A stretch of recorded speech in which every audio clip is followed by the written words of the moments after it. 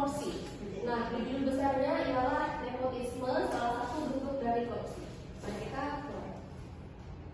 Oke, adik-adik, pasti kalian tidak asing lagi tentang namanya korupsi. Pasti sudah dengar kan korupsi dari zaman SMP sudah dengar.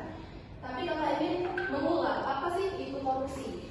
Kata korupsi itu berasal dari bahasa Latin korup dan corruption, yang berarti kebusukan, keburukan, kejahatan, ketidakjujuran, dan penyimpangan dari kesucian. Namanya saja sudah penyimpangan, ketidakjujuran atau kebusukan. Pasti dia perilaku yang sangat-sangat tidak terpuji. Baiklah, korupsi adalah perbuatan melawan hukum yang dilakukan untuk memperkaya diri sendiri atau orang lain, atau untuk menyalahgunakan kekuasaan untuk keuntungan pribadi.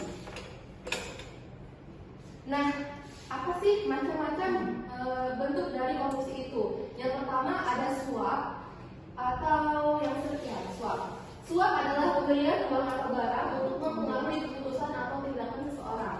Kemudian ada nepotisme. Nepotisme adalah pemberian jabatan atau keuntungan kepada keluarga atau teman dekat tanpa mempertimbangkan kualifikasi. Nah, yang ketiga adalah kolusi, di mana kolusi adalah kerjasama ilegal antara dua pihak untuk mendapatkan keuntungan dengan melanggar aturan.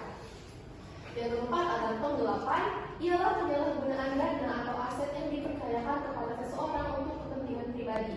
Yang kelima ada pemerasan, yaitu memaksa seseorang untuk memberikan sesuatu dengan ancaman atau tekanan.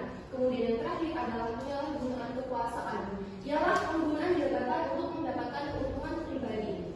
Nah, materi kakak ini berada di nomor 2, yaitu nepotisme, pemberian jabatan atau keuntungan kepada keluarga atau teman dekat tanpa mempertimbangkan kualifikasi.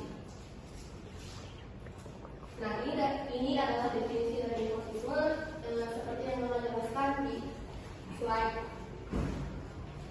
sebelumnya. Nah, apa sih contoh perilaku dari nepotisme? Yang pertama ialah mengutamakan memilih anggota keluarga sendiri dalam proses rekrutmen pegawai. Kemudian manajer menaikkan jabatan bawahannya karena memiliki hubungan darah. Yang ketiga ada rektor kampus mengangkat saudaranya sebagai kepala prodi. Yang keempat ada pemimpin memberi proyek kepada mereka yang masih memiliki hubungan keluarga. Nah, nepotisme ini seperti yang adik-adik lihat di gambar. Nah, salah satu bentuk nepotisme. Nah, misalnya ini dari si rektor. Nah, ini rektornya, sedangkan ini prodinya. Jadi naik gitu. Oke. Nepotisme ini ada dua.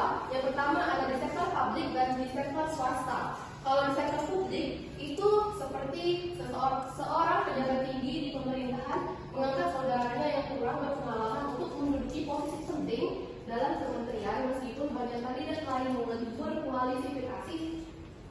berkualifikasi. Nah, saudara tersebut dipilih hanya karena hubungan keluarga, bukan kompetensi.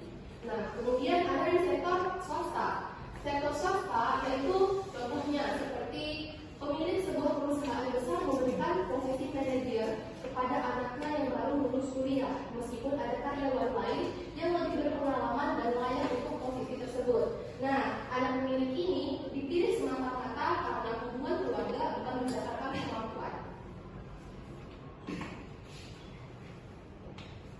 Oke, di sini ada materi dari dampak nepotisme dalam dunia perkuliahan, karena kita adalah mahasiswa. Yang pertama ada kerusakan etika kerja. Nepotisme dapat merusak etika kerja karena promosi dan penghargaan tidak berdasarkan pada kinerja, melainkan pada hubungan keluarga atau kesamaan latar belakang. Yang kedua, ada merugikan kemajuan organisasi. Kalau kalian mengikuti organisasi, itu nepotisme dapat menghambat kemajuan organisasi karena mencegah mahasiswa dapat nepotisme dalam dunia perkuliahan, karena kita adalah mahasiswa. Yang pertama, ada kerusakan etika kerja. Nepotisme dapat merusak etika kerja karena promosi dan penghargaan tidak berdasarkan pada kinerja, melainkan pada hubungan keluarga atau kesamaan latar belakang. Yang kedua, ada merugikan kemajuan organisasi. Kalau kalian mengikuti organisasi, itu nepotisme dapat menghambat kemajuan organisasi karena mencegah mahasiswa berbakat untuk bergabung. Nah, yang di nomor 3 ada merusak kredibilitas organisasi.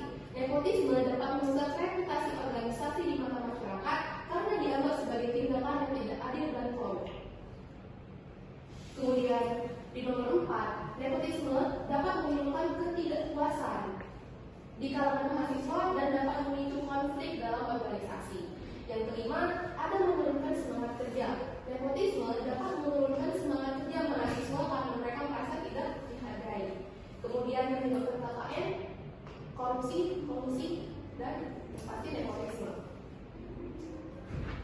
Oke, bagaimana sih cara pencegahan dari nepotisme ini? Nah, yang pertama yaitu ada transparansi dalam proses rekrutan dan promosi. Yang kedua adalah regulasi ketat dan sanksi terhadap praktik nepotisme. Yang ketiga ada meningkatkan pengawasan dan mekanisme pelaporan internal. Suara kakak tidak kecepatan ya? Ya. Kemudian ada langkah-langkah penanganan korupsi di bidang nepotisme. Yang pertama adalah membentuk lembaga anti korupsi yang independen. Independen maksudnya kayak mandiri. Yang kedua ada edukasi masyarakat tentang bahaya nepotisme. Yang ketiga ada menerapkan budaya meritokrasi di semua sektor. Nah, dari kesimpulan materi kakak yang sudah kakak sampaikan tadi, nepotisme adalah salah satu bentuk korupsi yang merusak tatanan sosial dan ekonomi. Perlu adanya kolaborasi antara pemerintah, masyarakat, dan sektor swasta untuk mengatasinya. Baiklah, itu saja materi korupsi di bidang nepotisme yang bisa kakak sampaikan. Nah, sekarang kakak ingin membuka sesi tanya jawab. Nah, jika adik-adik ingin bertanya kepada kakak, silakan angkat tangan, sebutkan nama dan jurusannya. Oke? Izin Kak, perkenalkan, nama saya Meida Ningsi. Saya dari Prodi Keperawatan tingkat 1. Di dalam macam-macam bentuk korupsi tadi terdapat poin tentang nepotisme, Kak. Ya. Nah, pertanyaannya, mengapa nepotisme sering terjadi di sektor publik dibandingkan sektor swasta, Kak? Terima kasih.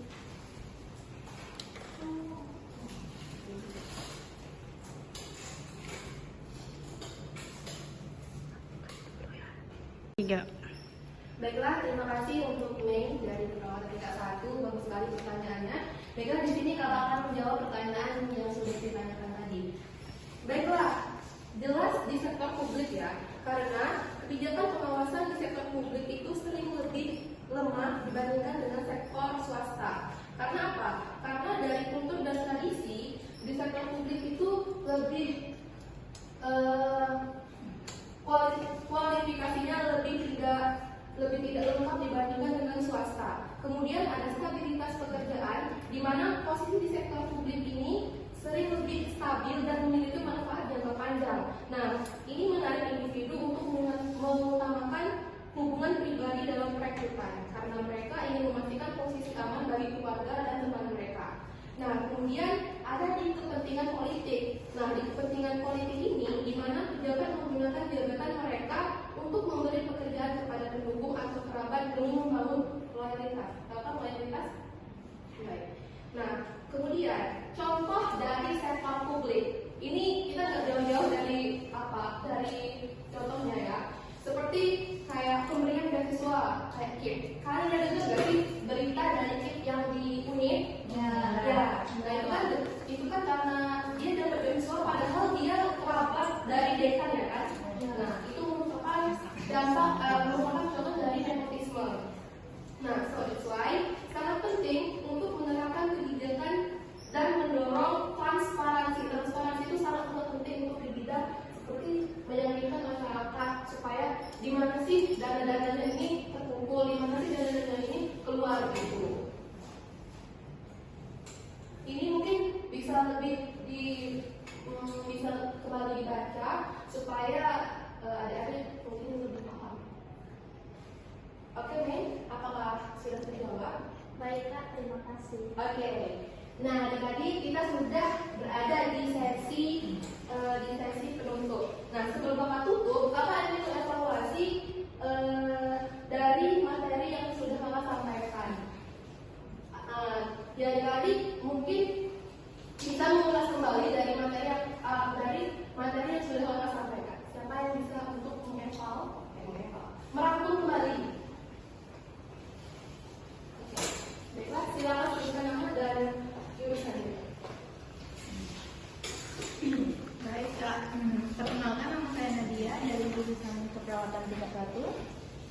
dari yang kakak jelaskan tadi, nah dia menyimpulkan bahwa nepotisme adalah salah satu bentuk korupsi yang merusak tatanan sosial dan ekonomi. Perlu adanya juga kolaborasi antara pemerintah, masyarakat, dan sektor swasta untuk mengatasinya.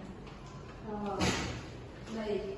Berarti kakak sudah menyimpulkan di sini bahwa adik-adik sudah mengerti, bahwa sudah mau untuk menyimak materi yang sudah kakak sampaikan. Baiklah, karena sesi tanya jawab sudah selesai dan juga evaluasinya sudah selesai, mungkin materi dari kakak cukup sekian. Nah, kakak mengucapkan terima kasih kepada adik-adik yang sudah ikut meramaikan, yang sudah membantu tugas penyuluhan kakak ini agar tugasnya berjalan dengan lancar. Terima kasih atas bantuannya. Kakak terima kasih yang sebanyak-banyaknya. Kakak akhiri, wassalamualaikum